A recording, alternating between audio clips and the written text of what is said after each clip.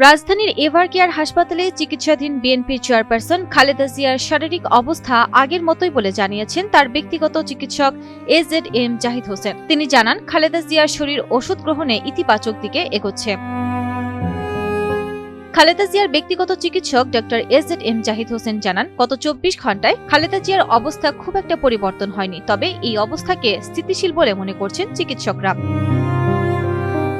Doctor AZ Zahid Hossain আরও জানান, গত কয়েকদিনের মতোই তিনি চিকিৎসা নিতে পারছেন, তার শরীর ওষুধ গ্রহণ করছে, তিনি অনেকটা ইতিবাচক দিকে এগোচ্ছেন। দেশি বিদেশি চিকিৎসা বোর্ড তার চিকিৎসা চালিয়ে যাচ্ছে। গত ২৩ নভেম্বর খালেদা জিয়া ফুসফুসে সংক্রমণ থেকে শ্বাসকষ্ট নিয়ে হাসপাতালে ভর্তি হয়েছিলেন। এরপর দেখা দেয় নিউমোনিয়া। এর সঙ্গে রয়েছে কিডনি, লিভার, আর্থ্রাইটিস ও ডায়াবেটিক্সের পুরনো সমস্যা। বেশ কিছুদিন ধরে বিভিন্ন শারীরিক জটিলতায় এভার কেয়ার হাসপাতালের নিবিড় পর্যবেক্ষণে রয়েছেন বেগম খালেদা জিয়া। চিকিৎসকদের মতে তার আরও উন্নত চিকিৎসার প্রয়োজন এবং তিনি সংকটাপন্ন পর্যায়ে আছেন।